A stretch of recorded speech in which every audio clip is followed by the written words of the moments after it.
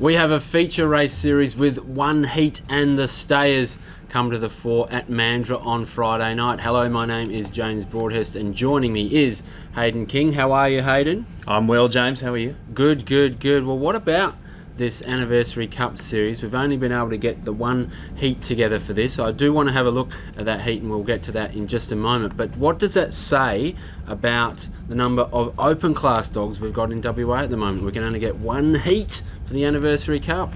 Yeah, I guess it just means we're really restricted on those open class dogs, or they just haven't made an appearance. But even still, you'd think we'd still have enough to muster up 2-3 heats. So it is disappointing, and I guess it's just a state of affairs at the moment in WA racing. Yeah, a little bit. Obviously, a few big names are out. Vice Grip having a little bit of a break after that Melbourne Cup campaign. You've got dogs like Momentum, Throttle, Panama Pepper off the scene as well. But as you mentioned, you'd still think they'd be able to scrape together two heats. A little bit of an unusual situation given that the same dogs will be competing from the heat to the finals. Pretty much a dress rehearsal this Saturday night.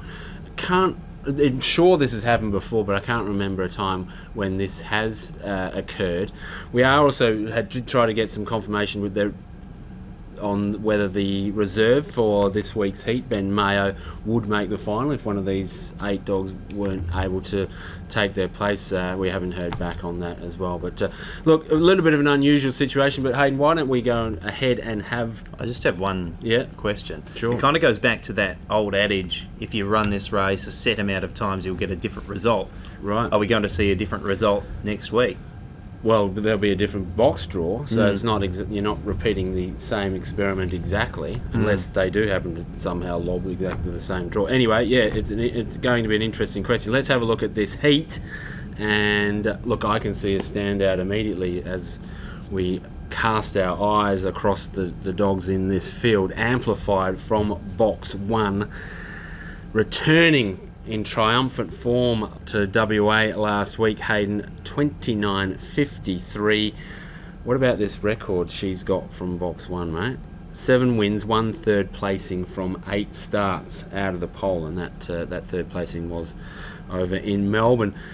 Clear favourite, but which dog's the main danger here? We've got Granite Song, 2 wins at free-to-all level in his past 2. He's had a week off to freshen up. Hinto, finally coming back into a bit of form, has won his past 2, although those were at grade 5 level. Can you believe this dog's we're still then at grade 5 level? And then there's Mick Flash, another dog racing in good form. What are your thoughts on this one?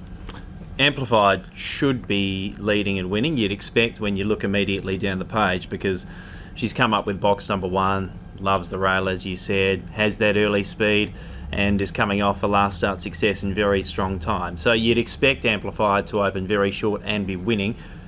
If she gets the start wrong, then I guess others come into play. Granite Song was good winning last time, although the time was only 30 seconds. Mick Flash was big at Mandurah last week after finding that early trouble. He was beginning to get mobilised very late in the piece, but he's probably done his best work down at Mandurah in the past anyway. Hinto's last couple have been excellent, just relies on that little bit of early luck, although he did jump pretty well last week and put himself up there, and that resulted in a really strong winning time.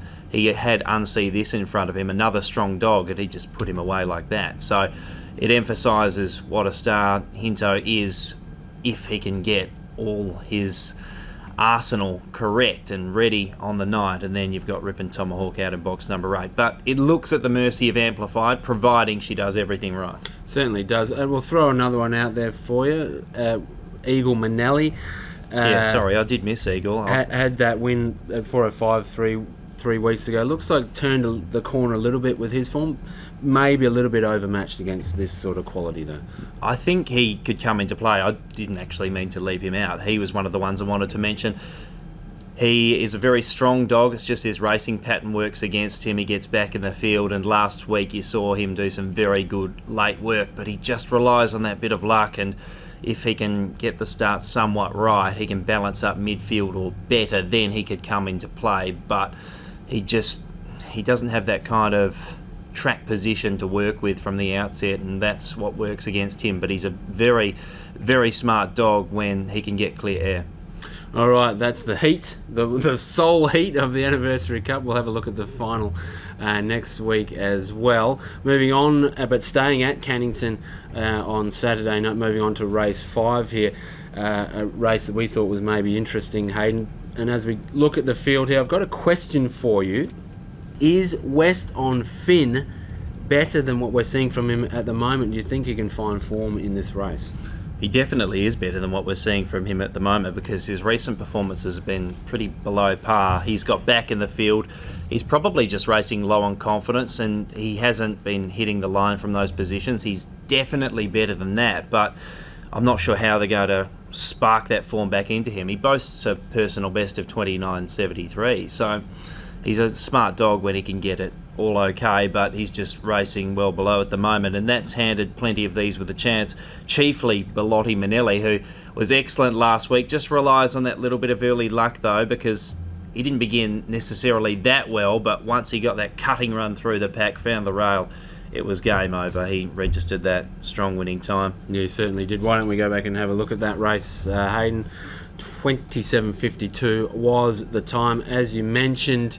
Not super quick early on this occasion. He's in box 7 here, but you can't see too much of him early because he misses the jump, gets buried in the pack as Only a Guess streaks out to the lead. Bellotti Manelli eventually emerges and is able to push forward, but he's got some ground to make up. Only a Guess leads them into the turn, but the margin is tightening. Bellotti Manelli surges along the rail. Only a Guess drifts wide, which allows Bellotti Manelli to push through and take the front. He storms away to win in pretty comfortable fashion. Didn't begin as well as he normally does, but still found a way there. Yeah, there could be a bit of pace either side of him as well. Garnett's Gem wasn't the strongest last time out, but did show that good mid-race pace. Youthful Spirit could really show some dash over this 520. We have seen him begin well on occasions, and he does like to use a bit of the track. What does that mean for those outside him? Wooden Hands comes back to 520 metres. We've grown accustomed to him being up on pace over longer trips. Now comes back to the 520. So you know he'll be strong over this kind of trip, providing he can get up there on the pace. And then you've got Jumpin' Jules, Winnie Woo Woo. It is an interesting looking race. There are a few different angles in this contest, and a bit of luck in running is required by many of them to achieve their hopes of winning. And are you going to stick your neck out here for any of them? Bellotti Manelli. Yeah, I'm leaning towards that dog as well. I do have a bit of a soft spot for him though, so that's maybe not... maybe he just needs a clear run, right? Yes. He needs to get the start moderately right and a clean run, and he'll be very hard to stop, but a couple of ifs. All right, so that's the racing that we've decided to look at Cannington on Saturday night, at Mandurah on Friday night. We've got this Stayers series over the 6:47, Hayden. 2 heats there, and in the first one, we're having a look at that field now. Box 1, Superman Keeping. Box 2, Pilbara. Box 4, Hurricane Taylor. Box 5, Zarbel. 7, Poppy Passion. And 8, Overzealous. Have to say, Hayden, in these races, the infrequency of 6:47 metre racing at Mandurah is certainly a factor to take in consideration. We don't get to see dogs go over this distance that often. Of this field, the most recent appearance over this trip was by Pilbara when he ran second back in September. We look at box 5 here, the Lemon, Zarbel, more than likely the dog to beat here. What did you make of his campaign over in Melbourne? It was a really strong campaign, I thought, although he didn't taste success at his most recent couple of outings. The first one, he got absolutely poleaxed there on the first corner, and it was a huge run to be as close as he was, although soundly beaten. And then the last run, he just copped that little check approaching the first turn, and then he got shuffled out of it, and he was finishing like a bullet train down the outside for third.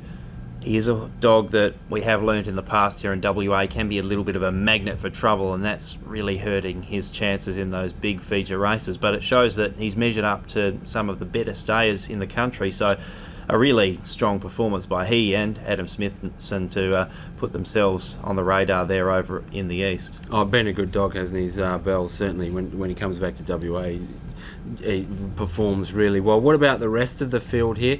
Superman Keeping had his first run in WA. That was over the 600 a couple of weeks ago. We've got Hurricane Taylor. Look, recent form from him has been pretty good. He's also always a good chance to find the lead here. So he's certainly one that needs to be considered. And then, of course, there's Pilbara. I think his best generally over the 7:15.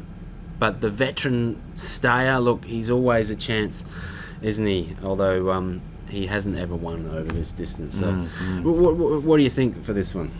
Yeah, interesting race. I'm thinking of giving Superman keeping these glasses, but then I think if I do, he might change his name to Clark Kent keeping. So, I'm not quite sure what we're going to do about that. But Pilbara, I thought, had his chance last week when he ran second. He was right on the tail of Soda Seville looking the winner, and he didn't go past, so a little bit of a question mark on him. Zabel should win. Hurricane Taylor would be the second most likely winner, I feel, because the dog has that early pace. If you're able to go to the front, you make your own luck, don't you? And lots of these dogs don't really have that early pace, and that's been shown in recent times when he's been able to use that to effect with many of those wins. Poppy Passion over Zealous. A lot of these dogs are tried and true over the trip, but they just struggle to win. They're always thereabouts. Right. Yeah. All right, let's have a look at the second heat, Hayden. Soda Seville has won his past 2 races. By the way, his record over the 6:47, he is 2 from 3 over the distance. Of course, he won the Mandurah Middle Distance Challenge. That was back in July. Before we get into the rest of the field, why don't we go back and have a look at his win from last week? And as we can see, Soda Seville breaks well from box 2 to capture the lead, with kennelmate Pilbara running up just behind him and jump into action, slotting into 3rd place. And that's pretty much how it stayed for the entire journey. As you mentioned, Pilbara not being able to make up much ground here. Soda Seville maintained a couple of margins advantage pretty much for the whole race. Does narrow a little bit towards the home straight, but Soda Seville holds on to score in 42.09. Does he repeat the dose from box 8 here in this heat? He looks the toughest to beat. He was good there last week holding off Pilbara. They were the big 2 in the market, and they ran the 1-2. Yeah, so he's going to come right into play. I thought Clifton Cruz was the interesting one. Lots of these dogs, again, similarly to that last heat, they're always thereabouts. Clifton Cruz is the dog coming up through the grades, and has been winning, but this is steps up. But did beat Adzuki Manelli last time out, and beat him quite comprehensively there. Adzuki got into a little bit of trouble early, got to 2nd place, but Clifton Cruz drew away late in the contest, and Adzuki Manelli is no slouch. So if he could find the front in a race like this, then he'd certainly come into play. But again, as you mentioned, it is going to be a tough test for him. Just throw another one out here, Hayden. Possible Smoky Sunset Gavinci, dog that's always thereabouts. I guess, like you were saying, one of these dogs is kind of there but not quite often. Yeah, he's a bit of a gunner.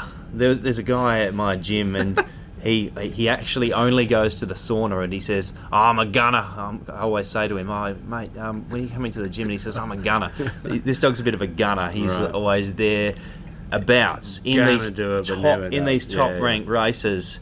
So he's certainly won for 2nd and 3rd. He could win without shocking, absolutely, but he's one of those dogs that's just seeming to find one better. All right. Sunset Gavinci, much like the man who hangs out at the saunas at Hayden's gym. That's the Stayer Series down at Mandurah on Friday night. Hey, we got racing at Cannington tonight. First at 6:54. We've got 12 races. It is, of course, free entry, as it is every night here at Greyhounds WA. I think we've matched up for the first time ever on our best bet here. You know that Spider-Man meme? Oh, yeah, that's right. Who do you like? Race 5, number 8, Couch Surfer. One of my favourite things, in fact, my favourite thing from a punting perspective in greyhound racing is when you find a good dog drawn box 8, they get all that room down the outside. That's exactly what Couch Surfer's going to get, and he's a dog with a big engine. Had no right to get as close as he did last time out. He got smashed, he was back in the field, and he made up some incredible headway in smart time. So it was a magnificent performance to run second, and I think he'll bounce back to winning ways here. Race 5, number 8, Couch Surfer. Agree with all of what you said, going for the same dog here. Only had the limited number of starts, but kind of hard to believe he hasn't won a race following on from his maiden a few weeks back there. Look, My tipping on a Wednesday has been terrible. Yours has been great. So either you're going to elevate me this week, or I'm going to drag you down. I was going to say, the one thing that concerns me about this dog is right here. All right. Well, that is the show for this week. Hope to see you at the track. If not, we'll catch you next time on the preview.